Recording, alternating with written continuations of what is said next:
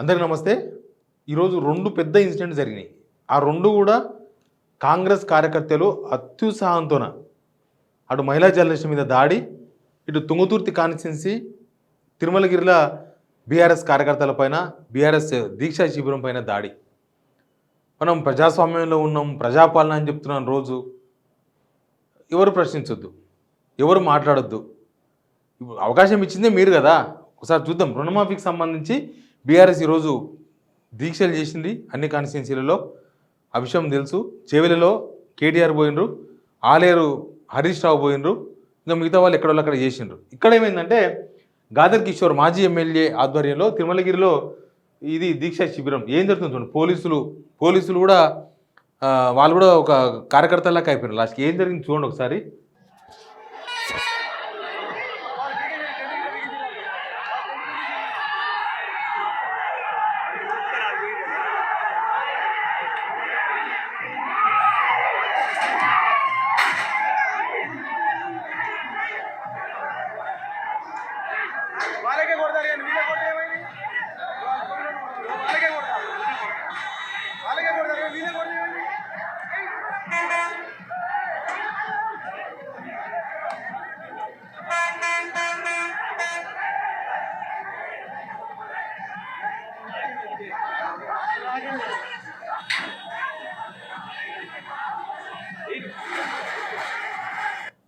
ఇది తిరుమలగిరి టౌన్లో జరిగిన వ్యవహారం. ఇది అంటే ఎవరు ధర్నాలు చేయకూడదు, ఎవరు ప్రశ్నించొద్దు. ఎటువైపు పోతుంది వ్యవహారం? ఏమవుతుంది? రుణమాఫీ విషయంలో ప్రభుత్వమే అందరినీ కన్ఫ్యూజ్లో పడేసి చేసింది ఒకటి, చెప్పింది ఒకటి, చేసింది ఒకటి అట్లా అయిపోయింది కదా. అవును, ప్రతిపక్షాలు చేస్తాయి. ప్రతిపక్షాలు ధర్నాలు చేయొద్దు, మీడియా ప్రతినిధులు ఎవరు క్వశ్చన్లు వేయొద్దు, మీరు చెప్పింది రాసుకొని పోవాలి, మీరు ఏం చేస్తే అదే కరెక్టు. ఇదేం ప్రజాస్వామ్యం? కాంగ్రెస్ పార్టీ ఇట్లాంటి ప్రజాస్వామ్యాన్ని ఎంకరేజ్ చేస్తుందా? ఇట్లాంటి రాళ్ల దాడి, కోడిగుడ్ల దాడి, ఆడ బస్సులో కూర్చున్న వాళ్ళు, బస్సులో ఉన్న వాళ్ళంతా పరిశాన్ అవుతున్నారు ఏమవుతుందని. కారద్దాలు పలిగినాయంట, రాళ్ళు తీసుకొని ఇస్తున్నారు, పోలీసు వాళ్ళ మీదకి వేస్తున్నారు రాళ్ళు తీసుకొని. కోడిగుడ్లు, టమాటాలు, ఇదంతా ప్రిప్లానే కదా, ప్రిప్లాన్గా జరిగిందే కదా. గాదర్ కిషోర్ ఆధ్వర్యంలో అదో ధర్నా జరుగుతున్నది. రైట్, జరగని ఇప్పుడు మీరు చెప్పిన లెక్కలే కదా, పిచ్చి లెక్కలే కదా. అందరికీ ఎవరికి రుణమాఫీ కాకుండా చేసింది. 37,000 కోట్లు చేస్తాం, 47,000 కోట్లు చేస్తాం, 63 లక్షల మందికి చేస్తామని చెప్పి కదా మీరు 22 లక్షల మందికి 17,900 కోట్లు చేసింది. మీరు అవకాశం ఇచ్చిండ్రు అవతల వాళ్ళకి, ప్రతిపక్షానికి అవకాశం ఇచ్చింది మీరు. ఒక్కొక్క మంత్రి ఒకలాగా మాట్లాడతాడు, ముఖ్యమంత్రి ఒకలాగా మాట్లాడతాడు. అంటే రైతుల పక్షాన ఎవరు పోరాటం చేయొద్దు. రుణమాఫీ కాకపోతే రైతులు వాళ్ళ సావు వాళ్ళే కావాలన్నా, వాళ్ళ తరఫున ఎవరు ఏ పార్టీ కొట్లాడొద్దు, ఎవరు ధర్నాలు చేయొద్దు, ఎవరు ప్రశ్నించొద్దు. కొండారెడ్డి పల్లె చూసినాం కదా, 2 మహిళా జర్నలిస్టులు. కొండారెడ్డి పల్లెలో ఎట్లయింది రుణమాఫీ, రాష్ట్రమంతా ఒకలాగుంది, కొండారెడ్డిపల్లి ఎట్లుందని తెలుసుకునే ప్రయత్నం చేయకపోతే ఆడ కాంగ్రెస్ వాళ్ళు, కాంగ్రెస్ కార్యకర్తలు, వీళ్ళ అనుచరులు, కాంగ్రెస్ కార్యకర్తలు అంటే కూడా కాంగ్రెస్ కార్యకర్తల్లో కొంత సమయం ఉంటుంది. వీళ్ళ అనుచరులు, రేవంత్ రెడ్డి అండ్ టీం అనుచరులు, ఫోటోలు కూడా బయటకు వచ్చినాయి కదా, వాళ్ళ తమ్ముతో ఫోటోలు దిగినాయి అవన్నీ కూడా పిల్లలు. వాళ్ళు ఆ మహిళలను ఆ పోలీస్ స్టేషన్లో కూడా హింస. పోలీస్ స్టేషన్కి పోతే పోలీస్ స్టేషన్ కాడ ఎవరైతే నిందితులు ఉంటారో వాళ్ళు భయపడాలి, పోసుకోవాలి పోలీసు వాళ్ళని చూస్తే. కాదు, పోలీసు వాళ్ళు వీళ్ళని చూసి పోసుకుంటున్నారు. అంతమంది వచ్చిండ్రు ఆడికి, కొట్టిన వాళ్ళని పిలిపిస్తే. అంతమంది వస్తే పోలీసు వాళ్ళు ఏం చేయలేకపోతున్నారు. మహిళా జర్నలిస్టులకు పోలీస్ స్టేషన్లో కూడా రక్షణ లేదు. మహిళా పోలీస్ స్టేషన్లో మహిళలు కూర్చొని ఏడుస్తున్నారు. జర్నలిస్టు సరిత ఏడుస్తుంది. ఇక ఇంత దారుణమైన సిచ్యువేషన్ రాష్ట్రాన్ని మన బీహారు, యూపీ అక్కడెక్కడో జరిగితే యూట్యూబ్లో వస్తే చూస్తుంటాం, అయ్యో ఇట్లా అయిందా. ఎందుకంటే మనం ఎప్పుడు అక్కడ పోము, ఆడ ఏమవుతుందో మనం చూడం. మళ్ళీ ఈడ చూస్తున్నాం ఇట్లాంటివి, మళ్ళీ అట్లాంటి పాలిటిక్స్ చూస్తున్నాం మనం ఇప్పుడు. తిరుమలగిరిలో దీక్ష మీద దాడి. ఒకవేళ మీరు రుణమాఫీ చేసి ఉంటే అట్లాంటి దీక్షలు పెడితే రైతులే తిట్టుకుంటారు.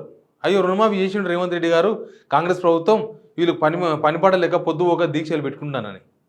ఒకవేళ మీరు రుణమాఫీ చేసి ఉంటే ఆ బ్యాంకుల కాడ పోయి 10ల సంఖ్యల 20 సంఖ్యల రైతులు ఎందుకు ఆడపోయి కొట్లాడుకుంటున్నారు? ఎందుకు రైతులు శవయాత్ర చేసిండ్రు సీఎం రేవంత్ రెడ్డిది?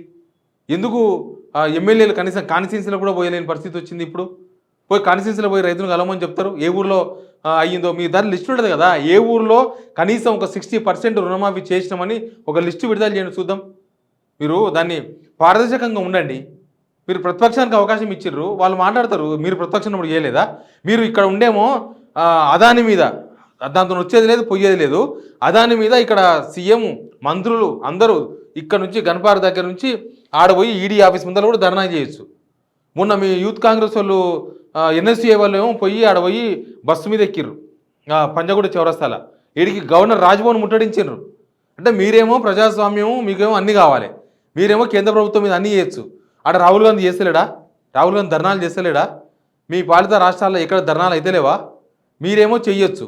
తెలంగాణలో మీరు మాత్రమే ధర్నాలు చేయాలన్నా? ఇంకా మిగతా ఎవరు చేయొద్దు. మీరు ఎందుకు చేస్తున్నారు మరి?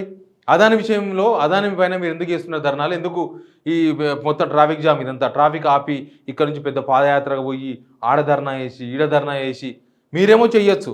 మీరేమో అడగొచ్చు, అదానిని అడగొచ్చు, మీరు మోడీని అడగొచ్చు, మీరు కేసీఆర్ని అడగొచ్చు, కేటీఆర్ని అడగొచ్చు, జనాలను అడగొచ్చు, రైతులనే వాళ్ళకు రుణమాఫీ కాకపోవడంతో రైతులే తప్పు చేసినట్టు మాట్లాడొచ్చు, బ్యాంకులో తప్పు ఉందని చెప్పొచ్చు.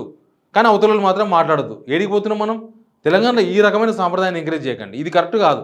తెలంగాణలో ఇటువంటి ప్రజాస్వామ్యం ఎప్పుడూ లేదు.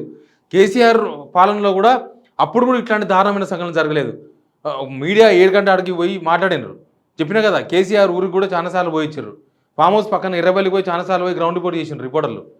ఆయన సొంత ఊరు చింతమడక కూడా పోయి చేసిర్రు, ఏమైంది ఎట్లుంది ఊరని. ఆయన దత్త తీసుకున్న విలేజ్లో కూడా పోయి చేసిర్రు. ఆయన ఫామ్ హౌస్ ముందర పోయి కూడా వేసి ఇచ్చిర్రు. ఇప్పుడేమో కొండారెడ్డిపల్లెకి పోయినందుకు జర్నలిస్టుల మీద దాడి. ఇటు చూస్తే వీళ్ళు దీక్ష చేస్తుంటే వాళ్ళ మీద రాళ్ళ దాడి. పోలీసులే దగ్గరుండి ఆ టెంట్ తీసేస్తున్నారు. ఎందుకో రుణమాఫీ చేయమని చెప్పేసండి. ఇంకా మీరు రుణమాఫీ చేయం, అయిన కాడికి అయ్యింది, ఇంకా మిగతా వాళ్ళు మాకు రుణమాఫీ చేయకండి మీరు అంటారు కదా. ఇందిరమ్మ ఇల్లు ఉన్న దగ్గర మాకు ఓటేయండి, ఇందిరమ్మ ఇల్లు చెప్తాం ఓటేయద్దని. అదే చెప్తే అయిపోయాయి కదా. మీరేమి ఇంకా మాకు ఓటేయకండి, రుణమాఫీ అయిన వాళ్ళు ఇస్తారు, కాని వాళ్ళు మాకు వేయకండి అని చెప్పుకోండి. బాగుంటుంది కదా, గవర్నమెంట్లో ఉన్నారు ఇప్పుడు.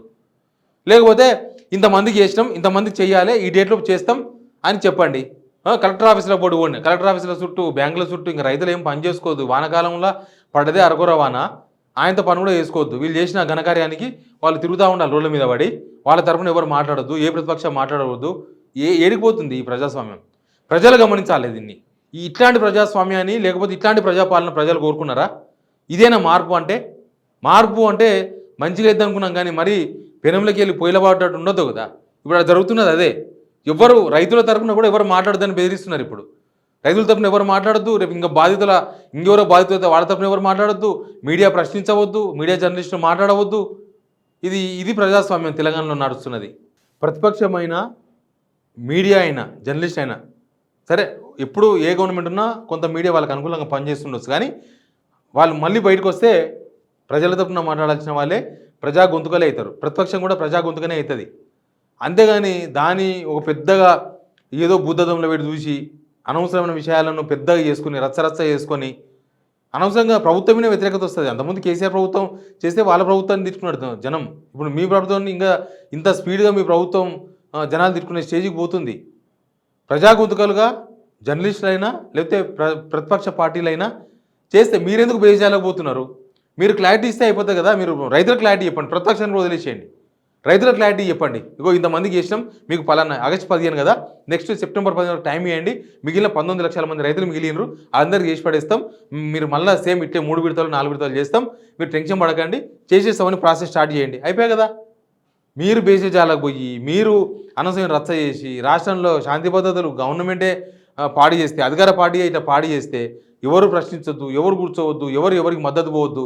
మనం తెలంగాణలోనే ఉన్నాం, ఇంకా తెలంగాణ ఎక్కడో పోలేదు. మనం తెలంగాణ ఉన్నాం కాబట్టి ప్రజాస్వామ్యాన్ని కాపాడాలి అందరూ.